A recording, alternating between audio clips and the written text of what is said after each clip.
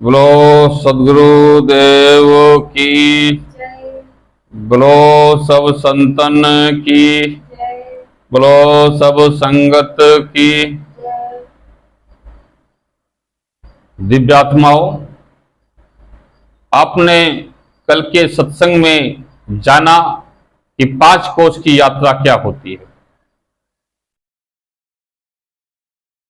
5 कोस की यात्रा का मुझे विश्वास है कि आप सभी लोगों ने उसका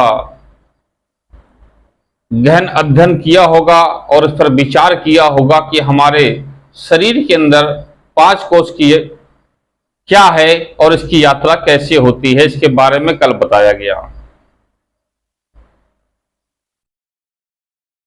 आज जो श्रोता हैं लखनऊ से, उन्होंने एक प्रश्न किया है और उनका प्रश्न भी ऐसा है कि प्रत्येक दिन हर जगह वो कोई न कोई घटना घटित होती रहती है और वो प्रश्न कर रहे हैं कि गुरुजी, जगत में झगड़े क्यों होते हैं? झगड़े के प्रकार क्या है? क्या ऐसा कारण है कि सब व्यक्ति, जितना मानव समाज है, सभी जानते हैं क्या सही है और क्या गलत, लेकिन फिर भी ये झगड़े खत्म नहीं हो रहे हैं। अखिल झगड़े का मुख्य कारण क्या है? तो मैं अध्यात्म स्वरूप चैनल के माध्यम से जितने श्रोतागण 1 घंटा लगातार आध्यात्मिक सत्संग सुनते हैं, उन सभी को मैं कोटि कोटि नमन करते हुए आज के प्रश्न का उत्तर देने का प्रयास करता हूं कि जगत में झगड़े क्यों होते हैं। व्यवहारिक दृष्टि से अगर देखा जाए तो झगड़े की मुख्य 3 वजह बताई गई। वो 3 वजह आप सभी लोग जानते हैं और बुजुर्गों ने भी कहा है कि झगड़े की जड़ 3, जड़, जोरू और जमीन। ये 3 मुख्य वजह बताई है कि इनके कारण से ही झगड़ा होता है। तो फिर क्या किया जाए? ये तीनों का क्या किया जाए? क्या वास्तव में ऐसा है? क्या झगड़े की जड़ 3, जड़, जोरू, जमीन, ये क्या बाहर है या भीतर भी? आखिर मुख्य वजह क्या है इस झगड़े की? जब समाज सभी जानते हैं कि कोई भी विवाद क्यों होता है, किस लिए होता है, फिर बार बार वो विवाद हो क्यों जाता है, इसका ही उत्तर देने का मैं प्रयास करता हूं। व्यवहारिक दृष्टि में सभी जानते हैं कि झगड़े की जड़ 3, जड़, जोरू और जमीन। लेकिन जब इसका आप आध्यात्मिक चिंतन करते हैं और मनन करते हैं तो आप असली वजह पर पहुंचते हैं कि समाज में जितने भी ये झगड़े हो रहे हैं नाना प्रकार के, इनकी मुख्य वजह क्या है और इसकी मूल जड़ क्या है। उसको साहब कबीर कह रहे हैं अपने आध्यात्मिक ज्ञान के माध्यम से। आइए देखते हैं वो क्या कहते हैं। एक बार, जैसा कि आप सभी लोग जानते हैं कि सदगुरु कबीर साहब कभी भी एक स्थान पे ज्यादा समय तक रुकते नहीं थे। वो लगातार भ्रमण करते ही रहते थे, एक स्थान से दूसरे स्थान, दूसरे स्थान से तीसरे स्थान, इस तरह वो पूरे देश विदेश में घूमते रहते थे और घूम करके वो ज्ञान का प्रचार करते थे, अमर लोक की गाथा गाते थे। तो एक बार सदगुरु कबीर साहब जा रहे थे और रास्ते में उन्होंने क्या देखा कि कुछ लोग आपस में झगड़ रहे हैं, आपस में झगड़ा हो रहा है और झगड़ा इतना तेजी हो रहा था कि बहुत सारे लोग वहां खड़े थे। उस दृश्य को देख करके साहब कबीर भी वहां खड़े हो गए। जैसा कि आप सभी लोग जानते हैं कि आज जब भी समाज में झगड़ा होता है तो कोई भी व्यक्ति उस झगड़े को शांत कराने के लिए नहीं खड़ा होता, सिर्फ उस झगड़े का लुत्फ उठाने के लिए खड़ा होता है, यानी उसका केवल आनंद लेना चाहता है और मानव मन से यह कहता है कि झगड़ा हो और झगड़ा ऐसा हो कि मजा आ जाए, यानी कम से कम एक दूसरे का सर फूट जाए, तब जो व्यक्ति खड़ा होता है उसको आनंद आता है। ये व्यवहारिक सच्चाई है। कोई भी व्यक्ति ये प्रयास नहीं करता कि झगड़े का समस्या का समाधान किया जाए, और यदि वो झगड़ा उठा तेजी में लेकिन कहीं अगर मंद पड़ गया और कुछ नहीं हुआ, केवल कहा सुनी हुई और झगड़ा समाप्त हो गया, तो जो लोग खड़े होते हो कहते हैं दत्त तरीके बेकार हो गया, मजा नहीं आया, फालतू ही यहां रुक गया, कुछ नहीं, खोदा पहाड़ निकला चोइया, मजा नहीं आया, ये कहता है। लेकिन साहब कबीर पूछते हैं, हे भाई, हे सज्जन, आप लोग क्यों लड़ रहे हो? तो कहते हैं कि साहब देखिए, ये मेरी बात नहीं मान रहा है और दूसरा पक्ष कह रहा है कि ये मेरी बात नहीं आ रहा है।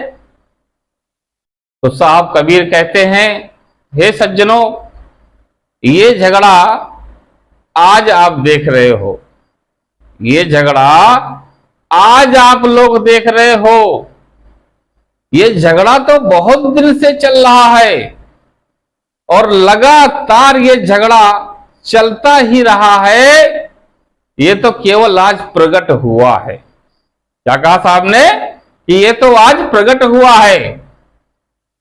इंसान झगड़े को पहले अपने अंदर पालता है, पोसता है, उसको दूध पिलाता है, और झगड़ा जब पूरी तरह से पक जाता है, जब आदमी एकदम, इसने मकान बनाया, पड़ोसी ने मकान बनाया, ईर्ष्या हो गई, पड़ोसी अगर गाड़ी लाया, ईर्ष्या हो गई, कहा कुछ नहीं, बस एक गांठ मार ली, एक ईर्ष्या हो गई, ईर्ष्या रूपी दोष उसके अंदर आया और उसने अपने मन को दबा लिया। इस तरह से धीरे धीरे करके वो अपने ही अंदर पड़ोसी को देख देख करके या सामने वाले को देख देख करके मन में बहुत सारे द्वंद्व पालता है और द्वंद्व पालकर बैठता है, और बाद में जब पूरी तरह से ये अंदर पक जाता है, तब ये फूट कर बाहर आता है। तो साहब समझाते हैं कि हे सज्जनों, ये तो झगड़ा आज आपने देखा है, लेकिन ये झगड़ा तो बहुत दिन से चल रहा है, उसको आप लोग नहीं देख रहे हैं, इस झगड़े को मैं जानता हूं। तो कहते हैं साहब, ये झगड़ा कहां चल रहा है? आइए देखते हैं कि जो श्रोता का प्रश्न आया कि जगत में झगड़े क्यों हो रहे हैं, व्यवहारिक दृष्टि से झगड़े की जड़ तीन है, लेकिन वास्तविक दृष्टि से ये झगड़ा उत्पन्न कहां हो रहा है, उसको आध्यात्मिक दृष्टि से सदगुरु कबीर साहब बताते हैं कि हे सज्जनों, ये झगड़ा जो आज आप देख रहे हो, ये झगड़ा आज का नहीं है, ये तो झगड़ा आपके अंदर लगातार चलता रहता है। तो साहब क्या कहते हैं, आइए देखते हैं। जैसा कि आप सभी लोग जानते हैं कि जब वो लगातार विचरण करते रहते थे, देश विदेश की वो यात्रा करते रहते थे, जैसे साहब कहते भी थे कि देश विदेश मैं फिरा, गांव गांव की ठोर। साहब लगातार कहते थे कि देश विदेश मैं फिरा, गांव गांव की ठोर।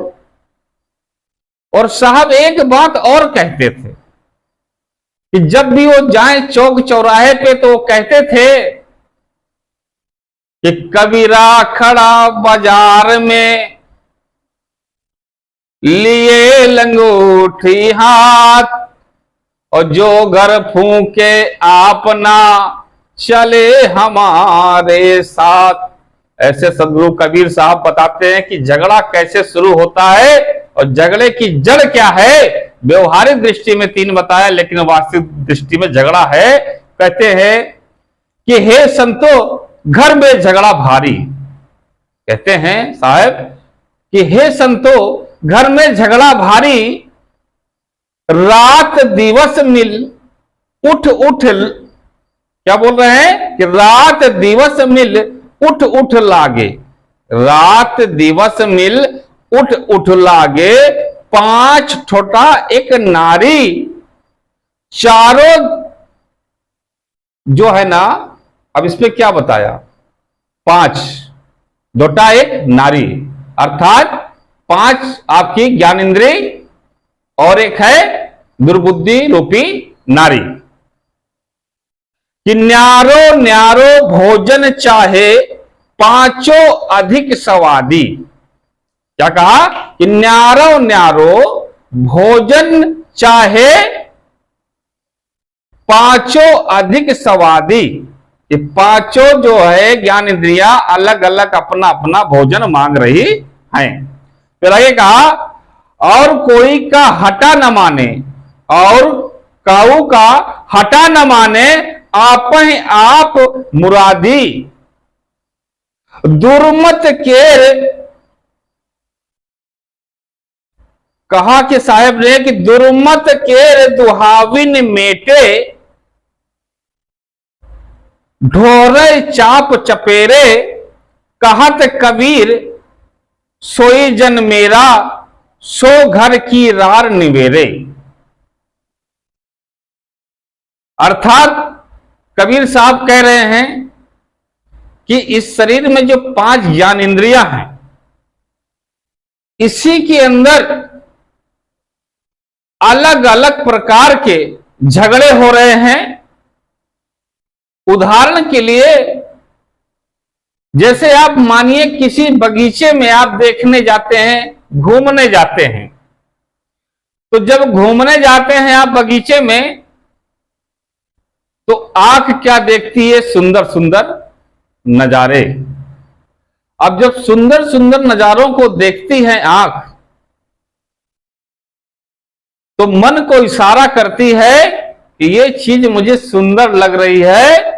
तो आप क्या करते हो, उसके पास मन को जब इशारा करती है, तो फिर मन जो है बुद्धि को इशारा करता है, और तीनों मिलकर के फिर क्या करते हैं, फोटो से अपनी सेल्फी खिंचवाते हैं। लेकिन जब आंख का भोजन मिल जाता है, यानी आंख का जब स्वाद पूरा हो गया, तो नाक भी कहता है कि मुझे मेरा भोजन तो नहीं दिया, ये तो आंख का भोजन दिया, मेरा भी स्वाद है। तो वो कहता है वो अच्छे अच्छे फूल, उसकी सुगंध अच्छी है, चलो वहां पर फूलों के पास।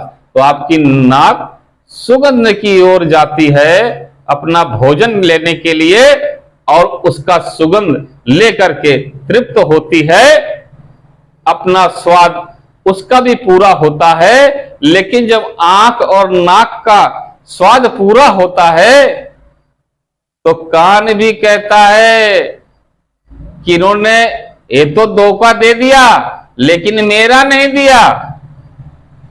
तो कान भी क्या करेगा, या तो कान में लीड लगा लेगा आदमी, या सुंदर सुंदर कोई जो है चीज सुनेगा, या कोई गाना सुनेगा।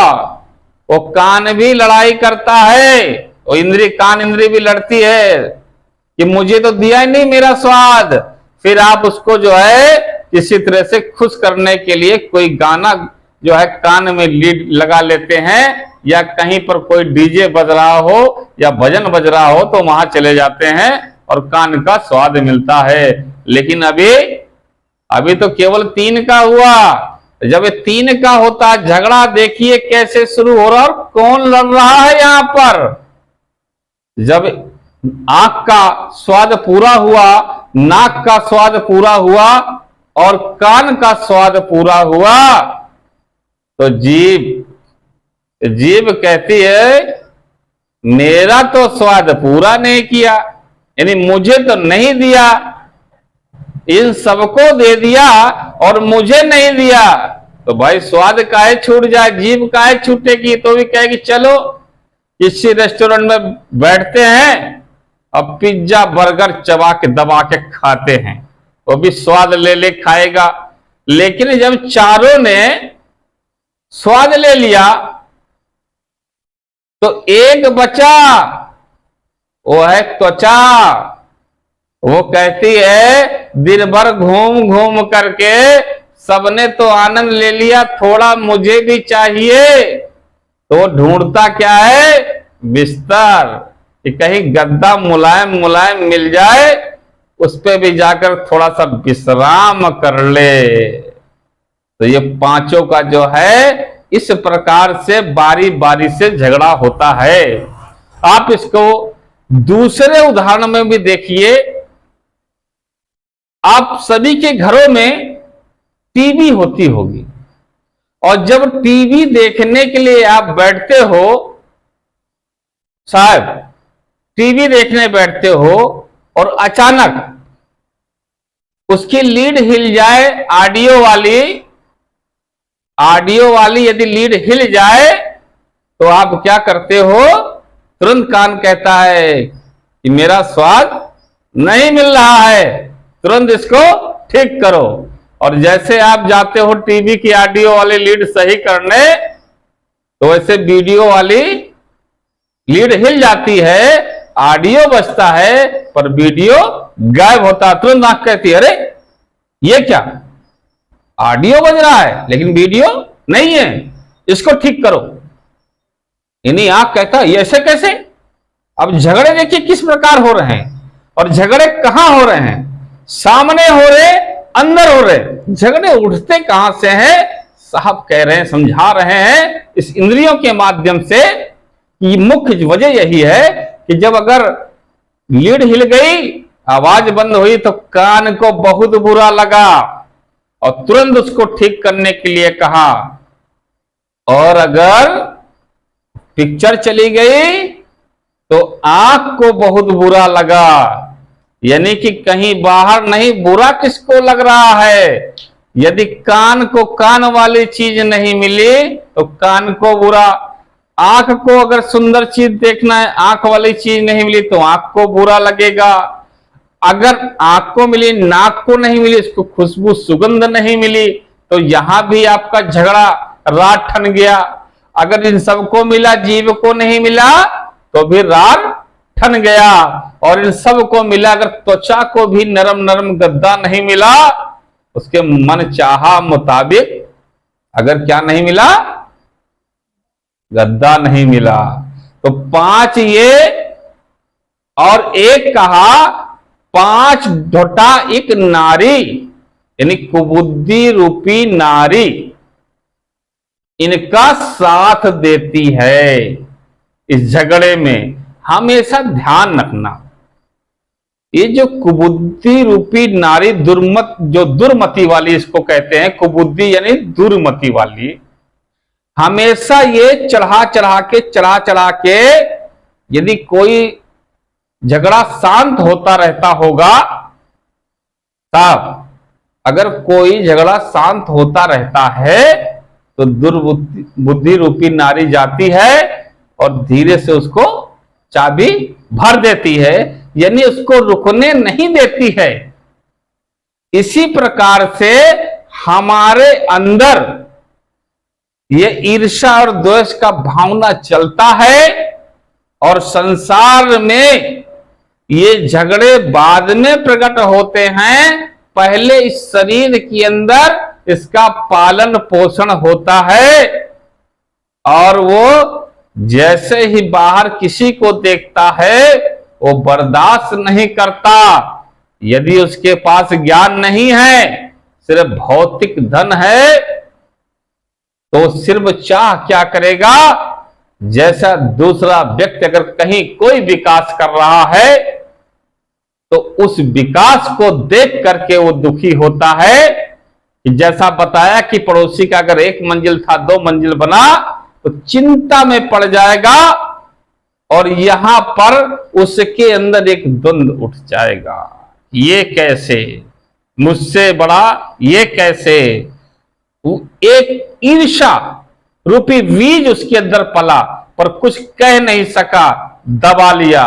उसके बाद वो देखता है कि उसका बच्चा बढ़िया स्कूल में पढ़ने जा रहा है, मेरा तो नहीं जा रहा है, और उसका बच्चा कहीं फर्स्ट डिवीजन पास हो गया, तो फिर एक ईर्ष्या, अच्छा बच्चा भी पास हो गया, यानी कि बच्चा अगर पास हो गया तो मतलब बहुत ऊपर बहुत नाम हो रहा है। और जहां सामने वाले का नाम हुआ, दुर्बुद्धि रूपी नारी फिर कहेगी देख देख देख क्या हो रहा है, तो फिर कहेगी हमारी इंद्रिया और मन हमारा फिर यही कहेगा, अच्छा इसका तो मुझे कुछ ना कुछ करना ही पड़ेगा, ना कि उससे कोई मतलब नहीं। उस पड़ोसी को नहीं मालूम कि मेरे साथ क्या हो रहा है, उस पड़ोसी को नहीं मालूम कि मेरे साथ क्या हो रहा है, लेकिन यहां झगड़ा पल रहा है। वो अंदर ही अंदर ईर्ष्या रूपी बीज धीरे धीरे धीरे धीरे अंकुरित होता रहता है, अंकुरित होता रहता है, और वही जब इकट्ठा होता रहता है, इकट्ठा होता रहता है, तो एक दिन जो है सामने आ जाता है। तब आपको तब दिखाई देता है कि अब झगड़ा हो रहा है, और तब झगड़ा होता है तो क्या कहा कि कोई किसी का कहना नहीं मानता, कोई किसी का कहना नहीं मानता, और आप मुरादी, यानी अपने आप को स्वयं ही एक दूसरे अपने आप को सही कहते रहते हैं, और स्वयं की मुराद पूरी करते हैं, जो चाहते हैं वही वो करते हैं, और दोनों वही काम करते हैं। इसी प्रकार से समाज में जो आप सामने झगड़े देखते हैं, नाना प्रकार के झगड़े देखते हैं, व्यवहारिक रूप से जो 3 झगड़े बताए गए कि झगड़े के जड़ 3, जर जोरू जमीन, लेकिन वास्तविक रूप से आप अपने अंदर देखिए, आप एक दृष्टा बनिए, आप ना कर्ता बनिए ना आप कर्मा बनिए, आप एक दृष्टा बनिए, और दृष्टा बनकर देखिए कि शरीर में क्या हो रहा है। देखिए कि आंख क्या कर रही है, आंख क्या चाह रही है, और आंख के बाद क्या हुआ, कान की क्या हरकत हुई, नाक की क्या हरकत हुई, जीभ की क्या हरकत हुई। आप थोड़ा सा दिमाग लगाएंगे, विवेक लगाएंगे, लेकिन विवेक आप तभी लगाएंगे जब आप ना तो कर्ता बने और ना ही कर्मा, आप क्या बने, दृष्टा। जैसे कि आप सामने लड़ाई हो रही थी, तो आप ना तो लड़ाई कर रहे थे और ना ही करवा रहे थे, आप क्या कर रहे थे, देख रहे थे, दृष्टा। और ठीक उसी प्रकार से आप दृष्टा बनिए, जिस प्रकार से आप टीवी के सामने बैठते हैं और टीवी के सामने बैठ करके वहां देखते हैं कि एक हीरो होता है, एक विलन होता है, और आपको जब हीरो मार खाता है तो आपको गुस्सा आता है, क्रोध आता है, लेकिन आप कुछ कर नहीं सकते। और वहीं पर जब आप हीरो विलन को मारता है तो आपको मजा आता है, लेकिन फिर भी उसमें आप कुछ नहीं कर सकते।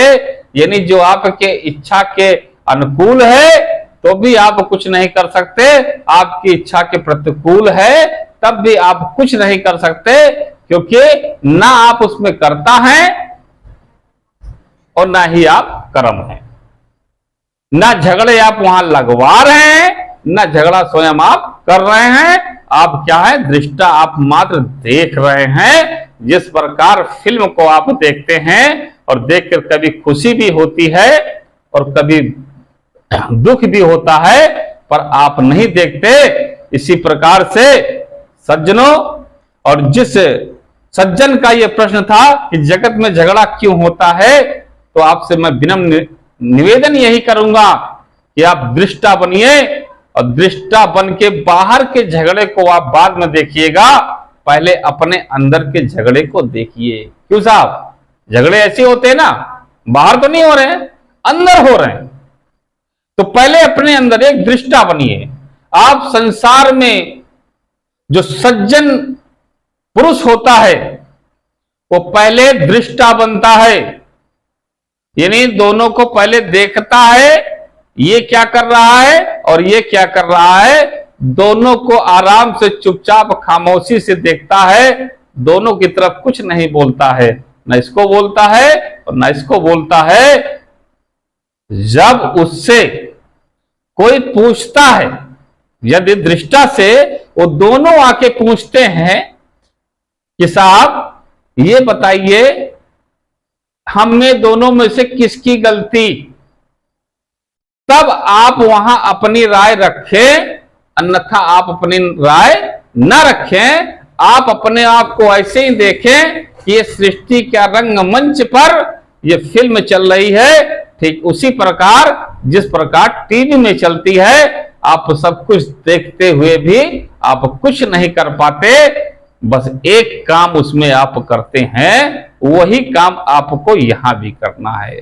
जो काम अपने कमरे के अंदर बैठ के टीवी के साथ करते हैं, वही काम आपको बाहर रखना है। अगर आपको सुख और शांति चाहिए और इस झगड़े का जड़ का मूल पता करना है और इसको मिटाना है, तो क्या करना है साहब, कि जिस प्रकार जो दृश्य आपको अच्छा नहीं लगता, यानी जो आप सीरियल देख रहे हैं उसमें क्रोध आपको बार बार आ रहा है, यानी आपको अच्छा नहीं लग रहा है, तो आप क्या करते हैं, एक रिमोट उठाते हैं और चैनल बदल देते हैं, यानी कि दृश्य बदल देते हैं। और जैसे ही आप अपना वो रिमोट से वो दृश्य को बदलते हैं, आपकी दृष्टि बदल जाती है। इसी प्रकार से जब सामने कहीं पर झगड़ा हो रहा हो तो उसको आप देखिए, लेकिन अगर आपको लगे कि ये झगड़ा देखने लायक नहीं है, या इस झगड़े को देख के मुझे क्रोध आ रहा है, सज्जनों ध्यान दीजिएगा, जो सज्जन पुरुष होता है वो विवेकी होता है। जिस चीज से आपको क्रोध आए, जिस चीज को देखने से आपको क्रोध आए, तो समझ लेना कि आपका काल आ गया है साहब, आपका काल आ गया है। दूसरे को देखने से अगर हमें क्रोध आता है, लड़ाई दूसरे की देख हम रहे हैं, फिल्म चल रही है देख हम रहे हैं, अप डाउन हमारा पल्स हो रहा है, हमारी नाड़ियां हो रही हैं, हृदय गति हमारी कम ज्यादा हो रही है, क्रोध हमें आ रहा है, झगड़ा दूसरे का है, वो दृश्य दूसरे का है, उससे मेरा लेना देना कुछ नहीं। लेकिन खामो खाही बिना बुलाए मेहमान की तरह हम जाते हैं और तरह तरह के रोग अपनी इंद्रियों द्वारा अपने अंदर लाते हैं, उस कचरे को भर लेते हैं और हम पूरी तरह से बीमार हो जाते हैं। तो सज्जनों ध्यान रखिएगा, क्रोध, जहां पर भी क्रोध आए, सामने बाहर जो है, अगर कहीं पर ऐसा खेला चल रहा, लड़ाई झगड़ा दंगा चल रहा है और अगर आपका मन क्रोधित हो, तुरंत उस जगह को छोड़ देना ही उचित होगा। दूसरी चीज है, यदि यही दृश्य घर में हो, यदि आप टीवी देख रहे हैं और टीवी के अंदर आपकी इंद्रियों पे दृष्टा बनिए कि हमारी इंद्री कहाँ जा रही है। यदि किसी व्यसन की तरफ अगर आपकी इंद्री ले जा रही है तो तुरंत आपको सावधान रहना चाहिए। आप तुरंत उस दृश्य को बदल देना चाहिए ताकि आपकी दृष्टि बदल जाए। इसी प्रकार से बाहर और इसी प्रकार से क्या करना साहब, अंदर। बस क्रोध को साधिए। कहत कबीर सुनो भाई साधो। तो सबसे पहले क्रोध को साधिए।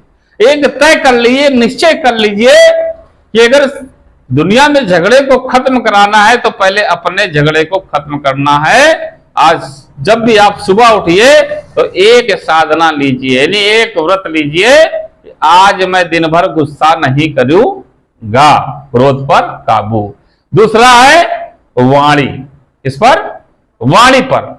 ये वाणी पर अगर आपने काबू नहीं पाया तो सज्जनों, आप कितने भी सरल हो, आप कितने भी शुद्ध हो, आपने कितने भी अच्छे वस्त्र क्यों ना पहन लिया हो, आपके पास चाहे भौतिक डिग्री हो चाहे आध्यात्मिक डिग्री हो, लेकिन अगर आपका वाणी पर बस नहीं हुआ तो आप एक अनपढ़ और जाहिल साबित हो जाओगे समाज के सामने।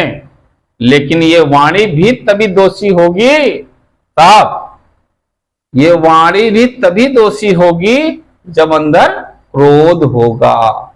क्योंकि क्रोध जब आता है तो बुद्धि हर लेता है। क्रोध जब आता है तो बुद्धि क्या करता है, हर लेता है। सोचने समझने की क्षमता ही खो जाती है। तो मनुष्य ये भी भूल जाता है कि मुझे क्या बोलना है और क्या नहीं बोलना है। इसलिए क्रोध को साधना है और अपनी वाणी को साधना है। जब भी आप कुछ भी बोलिए तो सोच विचार कर बोलिए। क्या बोले एक अनमोल है जो कोई बोले जान, बोले एक अनमोल है वो जो कोई बोले जान, ये तराजू हाथ में तब मुख बाहर आन। साहब कहते ये बोली बहुत अनमोल है, इसकी कोई मोल नहीं, कोई कीमत नहीं है। लेकिन जब भी आप बोलिए सोच समझ कर बोलिए। बोली एक अनमोल है जो कोई बोले जान, ये तराजू हाथ में तब मुख बाहर आन। सज्जनों, अगर आपको सादगी से जीना है और अपने जीवन को मंगलमय बनाना है और समाज में राग और द्वेष को खत्म करना है तो पहले अपने अंदर के राग और द्वेष को खत्म करना, उस पे साधो, इंद्रियों को साध लो। ये 5 इंद्रियां जो है ज्ञान रूपी, जो आपकी लड़ी आपस में युद्ध हो रहा है, इसको साधो। और जो काम वासना है मुख्य वजह जिसके कारण से और ज्यादा अनर्थ होता है, जो व्यवहारिक दृष्टि में बताई गया कि झगड़े की जड़ 3 और जड़ जोरू जमीन। जैसा कि आप सभी जानते हैं कि हमारे भारत के अंदर वैसे तो एक से एक श्रेष्ठ जो है संत जन आए, एक से एक कथावाचक आए, एक से एक ज्ञानी आए, लेकिन सबका पतन स्त्री के कारण से हुआ है। या तो स्त्री के कारण से हुआ, या तो जमीन के कारण से हुआ, या धन के कारण से हुआ। और ज्यादातर मुख्यतः कारण स्त्री बनी है। प्रिया, इससे सावधान रहिए, एकदम सावधान। एक साधक की सबसे बड़ी साधना होनी चाहिए कि हमें अपने काम वासना को एकदम साध के रखना है, अपनी आंखों को एकदम साध के रखना है, अपने कान को भी साध के रखना है, क्योंकि सारा फसाद का जड़ ये इंद्रियां हैं। क्योंकि यदि किसी ने ये कान क्या करता है? ये कान का स्वभाव है अच्छा अच्छा सुनना। ये कान का स्वभाव क्या है? अच्छा सुनना, यानी बुरा सुनना ये नहीं चाहता। तो दोष किसका है? वो जिसने आपको गाली दिया उसका है, या जो आपको बताने आया उसका है, कि दोष आपके कान का है?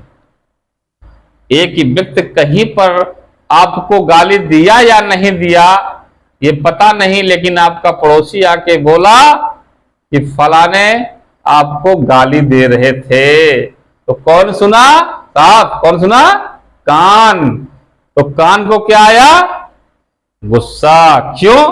कान का स्वभाव अच्छा अच्छा सुनना है तो बुरा नहीं सुनेगा, और कान तुरंत किसको कहेगा? मन को। कि राजा कौन है? इंद्रियों का मन।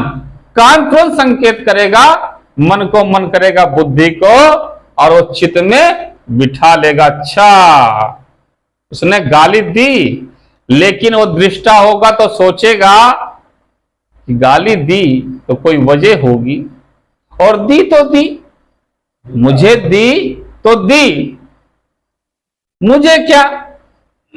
मुझे क्या पड़ता है फर्क? इस सज्जन व्यक्ति को क्या फर्क पड़ता है?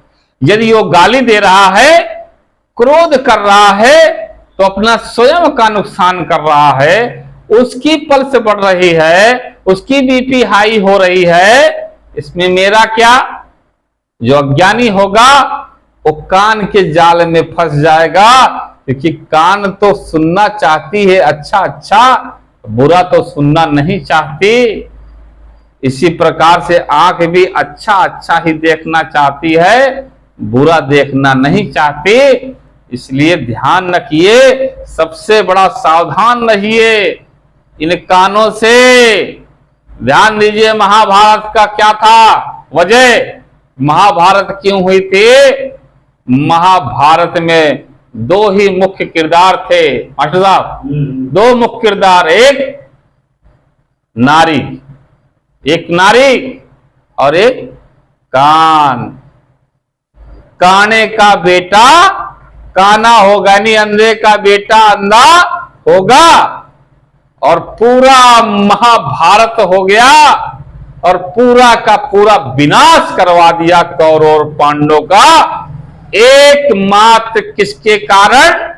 एक नारी और एक कान। यदि कान ने नहीं सुना होता, वो तीखे, क्योंकि अच्छा तो सुनना है ना, तो बुरा बर्दाश्त नहीं किया, सिर्फ एक ही वचन सुना, अंधे का बेटा अंधा ही होगा, और पूरी की पूरी महाभारत हो गई। रामायण में भी एक मंथरा दुर्बुद्धि नारी रूपी एक मंथरा आती है, और पूरे के पूरे राम राज्य को तबाह कर देती है।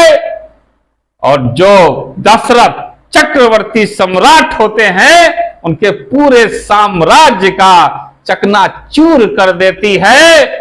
और राम के वियोग में वही राजा जिसकी वो दासी होती है, तड़प तड़प करके पुत्र मोह में प्राण दे देता है। सावधान रहिए इससे, नारी से। एक नारी और एक इंद्रिया कान, और एक आंख, नाक, जीभ, त्वचा। ये त्वचा अनुभव सुख चाहती हैं, तो बाहर झगड़ा नहीं, झगड़ा हमारे भीतर है। आप दृष्टा बनिए और दृष्टा बन के विचार करिए, तब आपको मालूम पड़ेगा झगड़ा कहां है। और जिसको आप निंदक समझते हैं, अच्छा, जिसको आप निंदक समझते हैं कि बार बार वो मेरी निंदा करता होगा, क्योंकि निंदा करने वाले को निंदा ही दिखाई देगा, जो बुरा होगा उसको बुरा ही दिखाई देगा, और जो अच्छा होगा उसको अच्छा ही दिखाई देगा। एक बार कबीर साहब, आप सभी जानते हैं कि कपड़े का काम करते थे, बुनाई करते थे। और एक दिन क्या हुआ कि उन्होंने अपने स्थान पे अपने पुत्र कमाल को बिठा दिया। किस पे? कमाल को धंधे पर बिठा दिया, दुकान पर, कि बेटा मैं जा रहा हूं सत्संग करने, आज तुम दुकान चलाना।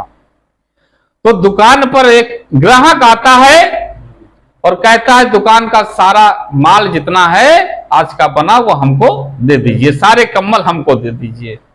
और बदले में वो खोटा सिक्का देता है और खोटा सिक्का दे करके कहता है ये लो। कमाल उसको देखता है खोटा सिक्का, मना कर देता है और ग्राहक को भगा देता है। और ये जानकारी जैसे कबीर साहब को मिलती है, पूछते हैं क्या हुआ, माल बिका? तो बोला नहीं, एक ग्राहक आया था और वो सारे माल का ऑर्डर दिया, लेकिन बदले में खोटा सिक्का दिया था, इसलिए मैंने उसको लौटा दिया। बोला साहब कहते हैं बेटे कमाल से कि मेरे साथ आओ। बेटा कहता कमाल महाराज खोटा सिक्का दिया, लौटा दिया। लेकिन साहब कहते हैं कि बेटा मेरे साथ आओ, और लेके जाते हैं कमाल को, और कच्ची मिट्टी होती उसको खोदते हैं और खोद कर दिखाते हैं कि ये देखिए सारे खोटे सिक्के मैंने यहां रखे हैं, और ये जिस व्यक्ति को आपने भगाया है ये सारे खोटे सिक्के उसी के हैं, और इसको मैंने यहां पर सुरक्षित रखा, गाड़ के रखा। तो कमाल पूछते हैं क्यों? आप खोटा सिक्का लेकर के सामान दे रहे थे, बेच रहे थे, ऐसा क्यों किया महाराज? बोला कमाल इसलिए किया कि ये मुझे तो ठगा पर किसी और को ठग ना सके, इसलिए अगर ये मुझे ठगा तो मैं ठग जाऊं, लेकिन कोई दूसरा ना ठगा जाए, इसलिए इस ठगी से मैं इसके खोटे सिक्के ले लेके इसको जमीन में गाड़ता हूं, ताकि दूसरे किसी को ये ठगने लायक ना हो। ऐसे साहब समझाते हैं। और साहब काम तो सूद का करते हैं, कच्चा माल का करते हैं, लेकिन वो कच्चा माल कभी खत्म नहीं होता। इसका आज तक कोई नहीं जान पाया कि कबीर साहब जो सूत बिनते थे वो कच्चा सूत कहां से आता था, उनको कौन भेजता था और कहां से वो खरीदते थे, ये कोई नहीं जानता। और लगातार वो सूत जो है उनके पास आता रहता था। और आज जो हम जिसको निंदक समझते हैं, उसको ज्ञानी पुरुष जो होता है, सज्जन, सज्जन उसको अपना गुरु मानता है। क्या मानता है? गुरु मानता है। सच में निंदक से बड़ा गुरु कोई नहीं होता। यदि आपको कोई सजा और संवार सकता है तो मात्र वो मात्र एक है निंदक। कबीर साहब कहते हैं निंदक नियरे राखिए आंगन कुटी छवाए। क्या कहते साहब? कि अपने निंदक को अपने पास में, ये पास में नहीं, अपने आंगन में उसको कुटिया छवा के रखो। निंदक नियरे राखिए आंगन कुटी छवाए।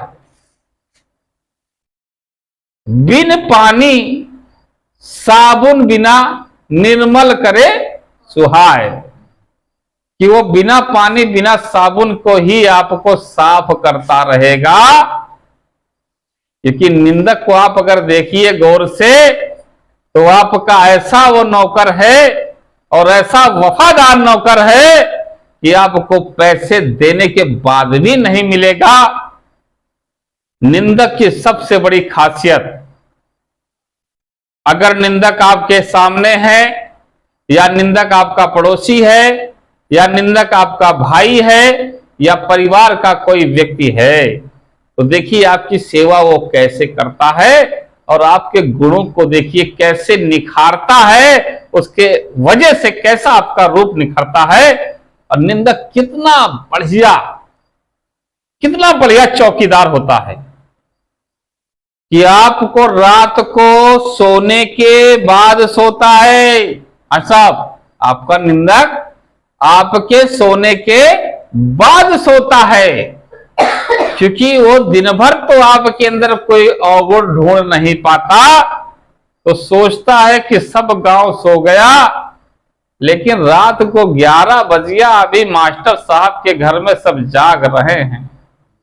फिर निंदक क्या करता है, किसी कारण से टहलने के बहाने जाएगा और दूर से देखेगा कौन कौन सो रहा, कौन कौन जाग रहा, और कहीं उसको पता चलेगा सब सो गए, लेकिन लगता है कि लड़की एक जाग रही है अभी, या एक लड़का इसका जो जवान है मास्टर साहब का, अभी 18 साल की उम्र है, वो जाग रहा है। इसको देखते हैं कुछ ना कुछ तो मिलेगा, तो बहुत ध्यान पूर्वक साहब वो दूर खड़ा होके कहीं कोने पर, चाहे वो तम्बाकू खाता रहे, चाहे मसाला खाने का बहाना करे, चाहे बीड़ी पीने का बहाना करे, करके खड़ा रहेगा। और जैसा आपका लड़का या लड़की निकली 11 बजे, और तुरंत छुप कर देखेगा, आज तो कुछ ना कुछ मिला, आज बताऊंगा मास्टर साहब को। तो गौर से देखेगा लड़का कहाँ जा रहा है। क्यों मास्टर साहब, वो लड़की कहाँ जा रही है? सारा समाज सो गया, पूरा गांव सो गया, लेकिन आपका निंदक बेचारा सावधान, एकदम बिना पैसे की आपकी नौकरी कर रहा है, तो ध्यान दे रहा है कि ये लड़की 11 बजे उठी कहाँ गई, या लड़का आपका उठा कहाँ गया। एग्जाम्पल में जैसे आपके पुत्र हैं, वो 11 बजे उठे, उठने के बाद वो कहीं घर से निकले, तो आपका निंदक समझ जाएगा कुछ ना कुछ दाल में काला है, पूरा घर सो गया, आज देखते कहाँ जाता है। और जब उसको देखे गए, तो घर के बगल में गया, और फिर क्या देखता है, अरे ये तो सूसू करने गया था। फिर कहता है दस तेरी की, कुछ नहीं मिला। फिर वो ठोक बजा लेगा, जब वो लड़का या लड़की जाके सो जाएगी, तब भी मास्टर साहब उसको चैन नहीं आएगा। निंदक फिर भी कहीं दूर लेटा हुआ छिप के देखता रहेगा। जब वो पूरा तरह ठोक बजा के देखेगा नहीं पूरा गांव सो गया और ये भी सो गया, कुछ मिलने वाला आज नहीं है, तो वो सो जाएगा। लेकिन ध्यान रखना, सोएगा लेकिन एक चीज सोचेगा, चलो अभी नहीं मिला तो ठीक है, सुबह तो कुछ ना कुछ मिलेगा। तो आप अगर उठते होंगे 5 बजे, यदि आप उठते होंगे 5 बजे, तो आपका निंदक 4 बजे बिस्तर छोड़ देगा, या बिस्तर पर पड़ा पड़ा ही कुकुर निंदिया नींद सोएगा। किस तरह? कुकुर निंदिया, कुत्ते की तरीके आंख खोलेगा बंद करेगा, खोलेगा बंद करेगा। आज सुबह देखते कि मास्टर साहब का लड़का कहां जा रहा है या इसकी लड़की कहां जा रही है। देखिएगा, अच्छा अब डिब्बा उठाया, अब पानी भरा, आज इसको देखेंगे कहां जा रहा है साहेब। तो जैसे वो देखेगा डिब्बा लेके लड़का या लड़की निकली, उसके पीछे अपना एक जासूस लगा देगा कि आज तो पकड़ेंगे, आज देखते हैं इसका लड़का या इसकी लड़की कहां जाती है, आज तो हम पकड़ के रहेंगे। निंदक कितना वफादार, कितना सुंदर, फ्री का आपका सेवक। इतना तो माँ बाप भी ख्याल नहीं रखेंगे। एक पिता जो है अपने पुत्र पुत्री का उतना ख्याल नहीं रखता, एक पति भी अपनी पत्नी का उतना ध्यान नहीं रखता जितना कि निंदक रखता है। जब तक वो सोच के लिए लड़की गई होगी और जब तक वो वापस नहीं आ जाएगी, जब तक उसके ऊपर नजर रखेगा। एकदम जहां भी गलती होगी और तुरंत मौका मिलते ही आपको चिता देगी, मास्टर साहब होश में आ जाओ, तुम क्या बोल रहे हो। अब मास्टर साहब जो नहीं जानते वो जान गए, जो बड़ा नुकसान होना था छोटे नुकसान से ही बच गए। तो निंदक देखिए कितना सुंदर, कितना प्यारा गुरु है। और निंदक देखिए हमारे बच्चों का चरित्र कैसे बनाता है साहब, कि जब सुबह आपकी लड़की मानिए आपकी लड़की 17 साल, 16 साल की, 18 साल की है, और जैसे ही वो बिंदास निकलती है, क्योंकि उसके पास तो कोई वो है नहीं, मैल नहीं है मन में, लेकिन उसको पता रहता है कि बगल वाला हमारा निंदक है, लेकिन जैसे ही वो बाहर निकली सब्जी लेने, लेकिन देखती क्या है कि मेरे पास दुपट्टा नहीं है, और तुरंत देखती है अरे अभी कुछ ना कुछ खोट निकालेगी और तुरंत वापस जाएगी, दुपट्टा लेके बाहर आएगी। जो आप नहीं कर सकते साहब समझा समझा के, जो हम नहीं कह सकते समझा समझा के, निंदक तो मात्र इशारा देखते ही बच्चे समझ जाते हैं। इससे सुंदर क्या बताऊं, और कितना मैं गुणगान करूं निंदक का। तो कबीर साहब कहते हैं कि निंदक नीरे राखी आंगन कुटी सवाए। निंदक से बड़ा प्यारा गुरु कोई नहीं मिलेगा, हर एक चीज को आपको संभालेगा। यदि आपकी बेटी गलती से कहीं स्कूल गई और स्कूल जाने के बाद गांव का लड़का या कहीं बाहर का या स्कूल का उसका कोई साथी रहा होगा और कहीं संजय विद्यालय के आसपास मोड़ पे मिल जाए और किताब या कॉपी कुछ देनी हो या कोई बात करनी हो, तो जैसे वो बात करेगा, आपकी लड़की या लड़का रास्ते में खड़े होकर के वो कॉपी किताब देने की बात कर रहे, लेकिन तुरंत उसको ध्यान आएगा, अरे देख रहा है गुरुजी, ए भाई भैया देखिए ऐसा है कि नहीं, यहां रास्ते में खड़े होकर के बात करना ठीक नहीं है, हम आपके घर आते हैं या आप हमारे घर आ जाओ। तो जो वो दोनों बच्चे बात स्कूल की भले कर रहे हो, लेकिन दुनिया के लिए वो गलत हो जाएंगे, और दुनिया इस गलत बोले इससे पहले आपका निंदक आपको आगाह करेगा, मास्टर साहब क्या बोल रहे हो, क्या सावधान कर देगा। ऐसे निंदक कहां मिलेंगे साहब, साहब ऐसे निंदक कहां मिलेंगे। कभी भी निंदक को, निंदक की निंदा भूल के मत करिएगा, निंदक की निंदा कभी भूल के मत करिएगा। सुबह जब भी प्रार्थना करिएगा, अपनी कामना बाद में, अपने निंदक की कामना पहले करिएगा, क्योंकि जो आप काम नहीं कर सकते वो आपका निंदक कर देगा। जो आप बच्चों को संस्कार नहीं दे सकते, उसको दुपट्टा पहना के बाहर निकालना सिखा नहीं सकते, उसको कहीं बीच में खड़े होकर चौराहे पे किसी से बात करना सिखा नहीं सकते, हो सकता है कि आपकी बात ना माने क्योंकि आपका बच्चा है, लेकिन निंदक का इशारा ही काफी है, उसका एक चेहरा ही काफी है। तो सज्जनों, जितने भी अध्यात्म स्वरूप चैनल के माध्यम से श्रोता इसको देख रहे हैं या मंगल प्रवचन को सुनने से निवेदन है कि जब भी आप मंदिर जाए या अपने घर में जब भी पूजा करें, तो अपनी प्रार्थना, अपनी कामना बाद में करिएगा, अपने निंदक के लिए उसकी लंबी आयु हो उसका प्रार्थना पहले करिएगा। क्योंकि अगर आपके जीवन में निंदक नहीं होगा तो कभी आप संवर नहीं सकते, क्योंकि अगर आप गिरेंगे नहीं तो आपको चलना नहीं आएगा। जब आपको ठोकर लगती है, आप गिरते हैं और फिर संभलते हैं, फिर गिरते हैं, फिर संभलते हैं, तभी आप एक दिन दौड़ भी लगा पाते हैं और आसमान की ऊंचाई छू जाते हैं। तो गिरने से मत घबराइए, गिरना भी ज्ञान है, निंदक भी गुरु है। गुरु धारण करिए गुप्त नाम वाला बाद में, लेकिन ये गुरु जो आपका निंदक, ये सच में सच्चा हितैषी है।